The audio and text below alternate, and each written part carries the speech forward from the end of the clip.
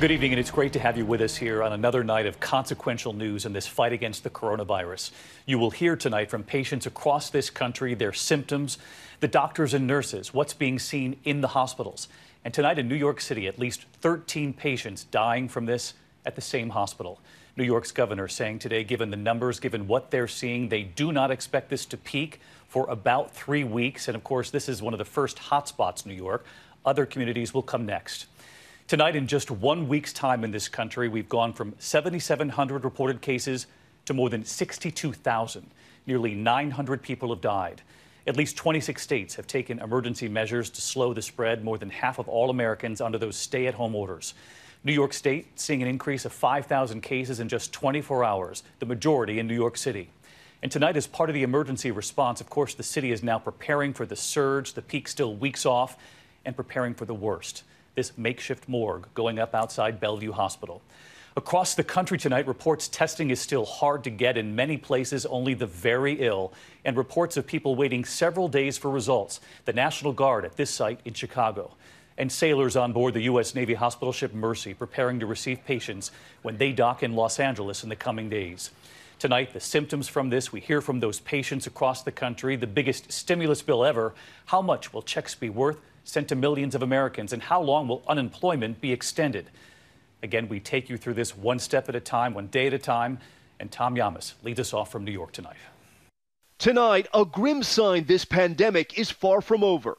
Teams setting up a makeshift morgue outside of New York's Bellevue Hospital, something they did during 9/11 and Hurricane Sandy. Overnight, at least 5,000 new cases in the state. At one hospital alone, 13 people dying in just 24 hours. The hospital saying the virus is taking a terrible toll. But tonight, one sliver of hope. Extreme social distancing measures may be working. The rate of hospitalization slowing slightly. This is a very good sign and a positive sign. Again, I'm not 100% sure it holds or it's accurate, but the arrows are headed in the right direction. But Governor Cuomo says we're still weeks away from hitting the peak in New York City, a scenario which could collide with the president's new timeline, proposing to ease restrictions by Easter Sunday. That's April 12th. What a great timeline this would be. Easter as our timeline, what a great timeline. But even the nation's top health experts recommending not committing to any date. That's really very flexible. We just had a conversation with the president in the Oval Office talking about, you can look at a date, but you got to be very flexible. And on a literally day by day and week by week basis, you need to evaluate the feasibility of what you're trying to do. New York, the epicenter in the U.S., still in need of more space and more supplies.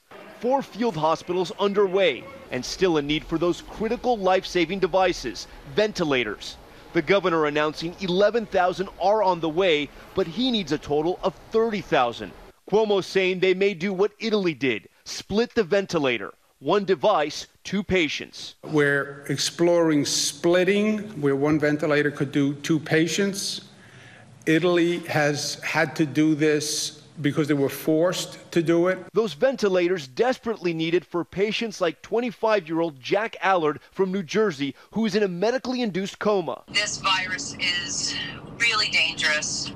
He's very, very sick. The former lacrosse player woke up with backaches and a fever nearly a week ago. He never vaped. They were asking us that. He never vaped. He never smoked. I mean, he took his health very seriously. I mean, he's an athlete. Jack's doctors now trying an experimental drug for Ebola, his family hoping it will save him.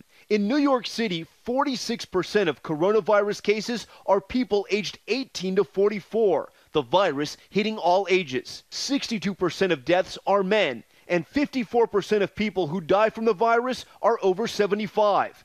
That's why in Woodbridge, New Jersey today, more than 90 residents had to be transferred from an outbreak inside this nursing home. And we're learning more about a Georgia hospital worker who died from the virus. A 42-year-old mother discovered in her home, her 4-year-old found alone during a welfare check. The U.S. Naval Hospital ship the Mercy heading towards Los Angeles today.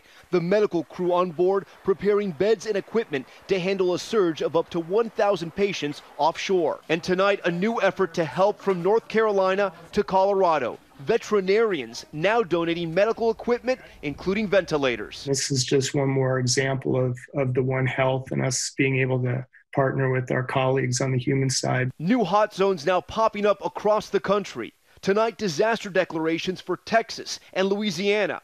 In New Orleans, Mardi Gras, just weeks ago, a celebration with massive crowds and days of partying may be one reason the coronavirus is now spreading faster here than anywhere else on the planet. My EMS department, over 50% of my people are now on quarantine. The state can no longer go on without without federal assistance at this time. And the virus now taking its toll on first responders. It's very personal. Each and every day I get a report and the numbers climb. In New York, more than 200 members of the NYPD have been infected with the virus. In Detroit, at least 2 officers have died. And for the army of Americans working to keep up with a new surge in home deliveries, cases of the virus now reported in 9 Amazon warehouses. This is really being felt across this country. Back with Tom Yamath tonight. And Tom, we saw the images of that temporary morgue you just reported on being set up outside the hospital you're live at tonight. And we, of course, want to reassure the audience this is still just as they prepare for the worst, knowing that this peak, as the governor said today, is still weeks off. Yeah, we want to be very clear about this, David. This is only temporary, and they're doing this because there's a public health crisis and a state of emergency in New York. Right now, there are 5 morgues in the city of New York. None is at or near capacity, but again, they want to make sure they plan for the worst. And David, to give you an idea of the severity of the situation, one major hospital here in New York, Mount Sinai, sending a memo to all of its doctors and nurses saying this is the humanitarian mission of our lifetime. David? Tom Yamath leading us off tonight. Tom, thank you. Hi, everyone. George Stephanopoulos here. Thanks for checking out the ABC News YouTube channel. If you'd like to get more videos, show highlights, and watch live event coverage, click on the right over here to subscribe to our channel. And don't forget to download the ABC News app for breaking news alerts. Thanks for watching.